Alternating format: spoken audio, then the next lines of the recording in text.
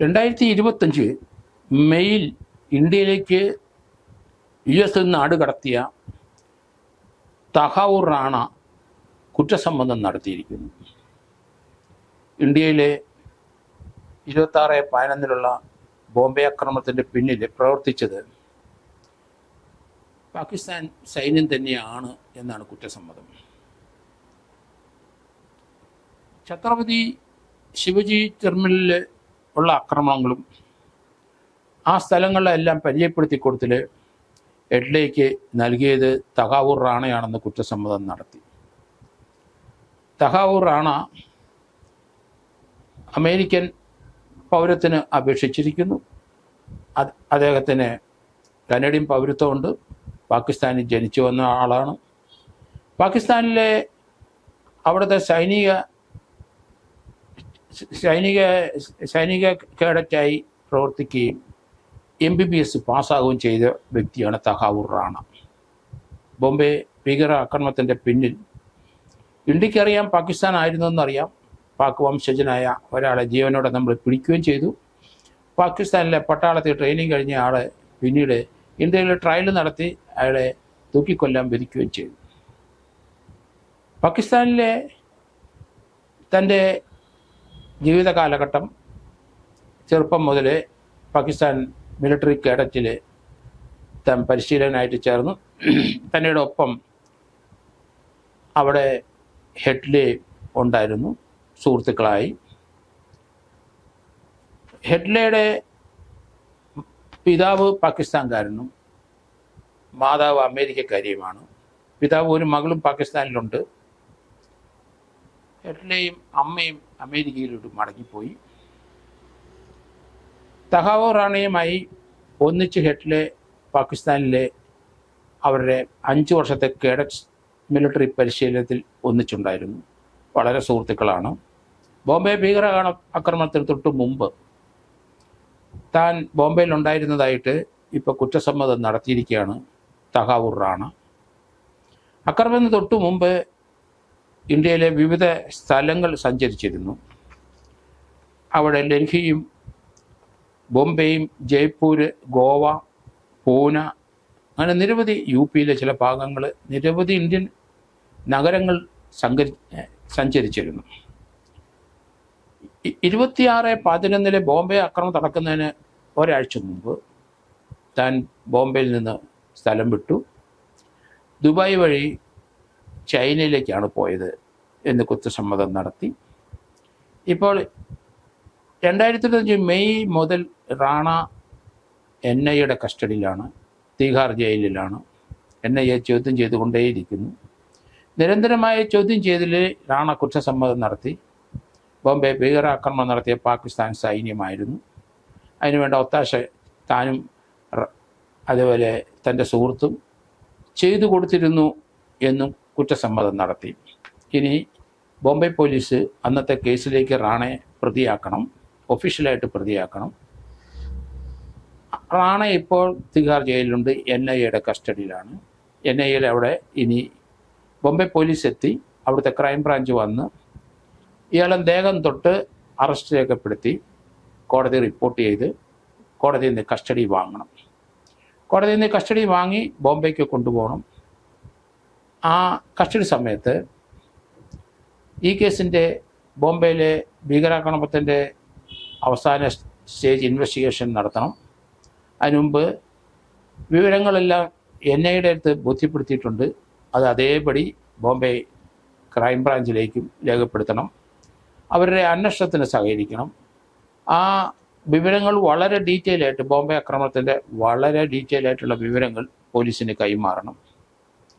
ആരുടെ പാകിസ്ഥാനിലെ ഏത് അന്വേഷണ സൈനിക ഉദ്യോഗസ്ഥനാണ് ഇതിൻ്റെ പിന്നിൽ, അതിൻ്റെ ബ്രെയിനിയായിട്ട് പ്രവർത്തിച്ചത്. അതുകൊണ്ട് ആ വിവരങ്ങൾ കൃത്യമായിട്ട് ഇനി ചോദിച്ച് മനസ്സിലാക്കേണ്ടിയിരിക്കുന്നു. ബോംബെ ഇമിഗ്രേഷൻ കേന്ദ്രം സ്ഥാപിക്കാനായിട്ട് ശ്രമിച്ചത്, അങ്ങനെയുള്ളൊരു തീരുമാനം ഹെഡ്ലെയും അതുപോലെ തന്നെ റാണയും എടുത്താൻ കാരണം റാണയുടെ ബുദ്ധിപരമായ നീക്കം കൊണ്ടാണ്. അവർ ബോംബെയിൽ ഒരു ഇമിഗ്രേഷൻ സ്ഥാപനം സ്ഥാപിച്ചാൽ പാകിസ്ഥാനിൽ നിന്നുള്ള പട്ടാളക്കാർക്കും ആ ഭീകരാക്രമണത്തിന് പങ്കെടുക്കുന്ന ലഷ്കർ ഇ തോയ്ബയുടെ അംഗങ്ങൾക്കും ഇന്ത്യയിലെ പാസ്പോർട്ട് അനുവദിക്കുന്നതിനും ബോംബെ താമസിക്കുന്നതിനും മടങ്ങിപ്പോകുന്നതിനൊക്കെ കഴിയും. ബോംബെയിലെ ആക്രമണം നടത്താനുള്ള സ്ഥലങ്ങളെപ്പറ്റി അവർക്ക് അവിടെല്ലാം ചുറ്റി സഞ്ചരിച്ച് പരിചിതമാക്കാനുള്ള കാര്യവും നടക്കും. അത് ഉദ്ദേശിച്ച് തന്നെയാണ് ബോംബെയിലെ ഒരു ഇമിഗ്രേഷൻ കേന്ദ്രം സ്ഥാപിക്കാനായിട്ട് റാണ തീരുമാനമെടുത്തതും അത് ഹെഡ്ലെ അംഗീകരിച്ചതും. 2011 26 പാക് ദേശീയ അന്വേഷണ ഏജൻസിക്ക് അവരുടെ വിവരങ്ങൾ പങ്കുവെച്ച റാണ അവരുടെ വിശ്വസ്തനായ ഏജൻ്റാണ്. അത് ഇപ്പോൾ NIAയുടെ മുമ്പിൽ അഡ്മിറ്റ് ചെയ്ത് കുറ്റസമ്മതം നടത്തി. അതുപോലെ തന്നെ ബോംബെ പോലീസിൻ്റെ മുമ്പിൽ കുറ്റസമ്മതം നടത്തും. ആ കുറ്റസമ്മതത്തോടുകൂടി ഇയാളെ അവിടെ വെച്ച് അറസ്റ്റ് രേഖപ്പെടുത്തി ബോംബെക്ക് കൊണ്ടുപോകുമെന്ന് കരുതുന്നു. ഡൽഹിയിലെ തിഹാർ ജയിലിലാണ് 2025 മെയ് മുതൽ അമേരിക്കയിൽ നിന്ന് ഇന്ത്യയിലേക്ക് റാണയെ നാട് കടത്തിയ ശേഷം കസ്റ്റഡിയിൽ. ദുബായ് വഴി ബെയ്ജിങ്ങിൽ പോയി എന്ന് പറയുന്നുണ്ടെങ്കിലും അതിൻ്റെ ഡീറ്റെയിൽസ് എല്ലാം NIA കുറേയൊക്കെ എടുത്തിട്ടുണ്ട്. ഇനി ബോംബെ പോലീസും എടുക്കേണ്ടി വരും. 1986 റാണ റാവൽപിണ്ടിയിലെ ആർമി മെഡിക്കൽ കോളേജിൽ നിന്നാണ് MBBS ബിരുദം കരസ്ഥമാക്കിയത്. അതിനുശേഷം പാകിസ്ഥാനിലെ പല സ്ഥലങ്ങളിലും ഇയാൾ ജോലി ചെയ്തിട്ടുണ്ട്. അവിടെ സിന്ധുവിലും ബലൂചിസ്ഥാനും ബഹാൽപൂറിലും സിയാച്ചിലും ബലോത്രയിലൊക്കെ പുതിയ പാകിസ്ഥാനിലെ എല്ലാ മിക്കവാറും സ്ഥലങ്ങളിൽ അവിടെ റാണ ജോലി ചെയ്തിട്ടുണ്ട്. അവിടെ എല്ലാം പരിചയമാണ്.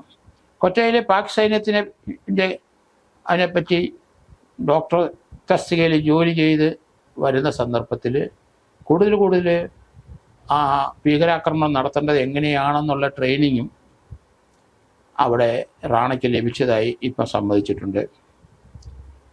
2003-2004 കാലഘട്ടത്തിലെ ഹെഡ്ലെ ലഷ്കർ എ തോയ്ബയുടെ പരിശീലന ക്യാമ്പിൽ പങ്കെടുത്തിരുന്നുവെന്നും ഇപ്പോൾ റാണ വെളിപ്പെടുത്തിയിട്ടുണ്ട്. പിതാവ് പാകിസ്ഥാൻകാരനാണ്, അവിടുത്തെ പൗരനാണ്, മാതാവ് അമേരിക്കക്കാരിയാണ്. പാകിസ്ഥാനിലെ പിതാവിൻ്റെ 2ാം ഭാര്യയാണ് റാണയുടെ അമ്മ. എന്തായാലും ഇന്ത്യയിലെ NIA അന്വേഷിച്ച് കണ്ടെത്തിയ വിവരങ്ങളെല്ലാം സത്യസന്ധമാണെന്ന് റാണയെ ചോദ്യം ചെയ്തതോടുകൂടി ഇപ്പോൾ അന്വേഷണ ഉദ്യോഗസ്ഥന്മാർ കണ്ടെത്തിയ പല കാര്യങ്ങളും 100% ശരിയായിരുന്നെന്ന് ഇയാളെ ചോദ്യം ചെയ്ത് കഴിഞ്ഞപ്പം അയാളുടെ കുറ്റസമ്മത മൊഴിയിൽ നിന്ന് കണ്ടെത്തി കഴിഞ്ഞു. ബോംബെ ഭീകരാക്രമണം നടക്കുമ്പം അന്ന് 120B അതിനകത്ത് ഗൂഢാലോചന പറഞ്ഞതിനകത്ത് ഡേവിഡ് കോൾമാൻ ഹെഡ്ലയുടെ പേരും തഹാവൂർ റാണയുടെ പേരും ഹാഫിസ് സയ്യിദിൻ എന്ന ഭീകരൻ്റെ പേരും സഖ്യൂർ റഹ്മാൻ ലഖ്വി ലഷ്കർ ഇ തോയ്ബ കമാൻഡറുടെ പേരും ഒക്കെ ആ ഗൂഢാലോചനയിൽ ഇന്ത്യ കണ്ടെത്തിയിരുന്നു. സാമ്പത്തിക സഹായം ബോംബെ ഭീകരാക്രമണത്തിൽ ചെയ്തതിന് പാക് ജയിലിലെ സജീദ് മജീദ എന്ന ഒരു വ്യക്തി ഇപ്പോഴും കിടക്കുന്നെന്നാണ് പറയുന്നത്. ലഷ്കർ ഭീകരപ്രവർത്തനത്തിനുള്ള സാമ്പത്തിക സഹായം നൽകിയും ഇദ്ദേഹമാണ്. അങ്ങനെ നൽകിയത് കൊണ്ട് അദ്ദേഹത്തിനെ 15 വർഷം ജയിലിൽ ഇട്ടിരിക്കുന്നതായിട്ടാണ് പാകിസ്ഥാൻ പറയുന്നത്. അബ്ദുൾ റഹ്മാൻ ഹാഷിം അല്ലെങ്കിൽ പാഷ, മുൻ പാക് സൈനികൻ, 2009 പാകിസ്ഥാനിൽ അറസ്റ്റ് ചെയ്തെങ്കിലും അയാളെ പിന്നീട് പാകിസ്ഥാൻ സൈന്യം വിട്ടയച്ചു. ഭീകരപ്രവർത്തനവും ചാരപ്രവർത്തനം നടത്തിയതിനാണെങ്കിലും അങ്ങനെ അയാളെ പിന്നീട് വിട്ടയക്കുകയും ചെയ്തിട്ടുണ്ട്. അതുപോലെ മേജർ ഇക്ബാൽ, മേജർ സമീർ അലി ഇവർ ISIക്ക് വേണ്ടി പ്രവർത്തിച്ചതാണെന്ന് ഇന്ത്യ കണ്ടെത്തിയിട്ടുണ്ട്. $25,000 മേജർ ഇക്ബാൽ ഹെഡ്ലേക്ക് ചാരപ്രവർത്തനത്തിന് കൊടുത്തിട്ടുണ്ട് പാകിസ്ഥാനിൽ എന്ന് വരെ ഇന്ത്യ കണ്ടെത്തിയിട്ടുണ്ട്. എന്തായാലും ബോംബെയിലെ 26/11/2008 ആ ഭീകര ആക്രമണം ഇന്ത്യയെ നമ്മളെല്ലാം നിശ്ചലരാക്കി കഴിഞ്ഞ ഒരു സംഭവമാണ്. താജ് ഹോട്ടലിലെയും നരിമാൻ ഹൗസിലെയും ലിയോൾപോ കഫേയിലൊക്കെ ഉള്ള ആക്രമണം നമ്മൾ കണ്ടു. ഒബ്രോയി ട്രൈഡൻറ്റ് ഹോട്ടലിലും ഉണ്ടായി. CST റെയിൽവേ സ്റ്റേഷനിൽ നമ്മൾ ആക്രമണം കണ്ടു. Metro cinema ഹാളിലും അവരാക്രമിച്ചു. കാമ ആശുപത്രിയിലെ വെടിവെപ്പൊക്കെ നമ്മൾ അന്നേ കണ്ടിട്ടുണ്ടായിരുന്നു. മസ്കാവ് ഡോക്യാർഡ് റോഡിലും വിലേപ്പാറിലെ അവിടുത്തെ കാറിലെ സ്ഫോടനമൊക്കെ നമ്മൾ കണ്ടു. എന്തായാലും ബോംബെയിലെ ആ അക്രമത്തിൻ്റെ യഥാർത്ഥ പ്രതികളിൽ അവരുടെ ബുദ്ധികേന്ദ്രം ആരായിരുന്നു എന്ന് റാണ വെളിപ്പെടുത്തി കഴിഞ്ഞു. അതോടൊപ്പം എട്ലെയും അതിൽ പങ്കാളിയാണെന്ന് കഴിഞ്ഞു. ഇവർ രണ്ടുപേരും ഇന്ത്യയിൽ പല പ്രാവശ്യം ബോംബെയിലും ഇന്ത്യയുടെ മറ്റ് സ്ഥലങ്ങളിലൊക്കെ വന്നു എന്നുള്ള കാര്യങ്ങൾ ഇന്ന് ആ പോയ ഡേറ്റുകൾ വരെ ഇപ്പം IBK അവർക്ക് കൃത്യമായി റാണ പറഞ്ഞു കൊടുത്തു കഴിഞ്ഞു.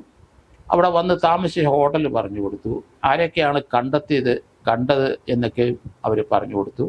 ബോംബെയിൽ കൂടുതലും താമസിച്ചത് ബോംബെയിലെ അക്രമ പ്രദേശങ്ങൾ മുഴുവൻ നല്ല നിശ്ചയം ഉണ്ടാക്കാനും പാകിസ്ഥാൻ സൈനികർക്ക് ആ വിവരങ്ങൾ കൈമാറാനും അവിടുന്ന് വരുന്ന ഭീകരപ്രവർത്തകർക്ക് വേണ്ട നിർദ്ദേശങ്ങൾ എങ്ങനെയാണ് ഓപ്പറേഷൻ നടത്തേണ്ടത്, ഏതൊക്കെ സ്ഥലത്താണ് എന്നുള്ള കാര്യത്തിൽ വ്യക്തത കൊടുക്കുന്നത് റാണയും അതുപോലെ എട്ലെയുമാണ് എന്നുള്ള കാര്യത്തിൽ യാതൊരു സംശയമില്ല. ഇനി ബോംബെ പോലീസ് തഹാവൂർ റാണയെ കസ്റ്റഡി വാങ്ങിച്ച് ചോദ്യം ചെയ്യുമ്പോൾ കുറച്ച് കൂടുതൽ വിവരങ്ങൾ പുറത്തേക്ക് വരും എന്ന് കരുതുന്നു.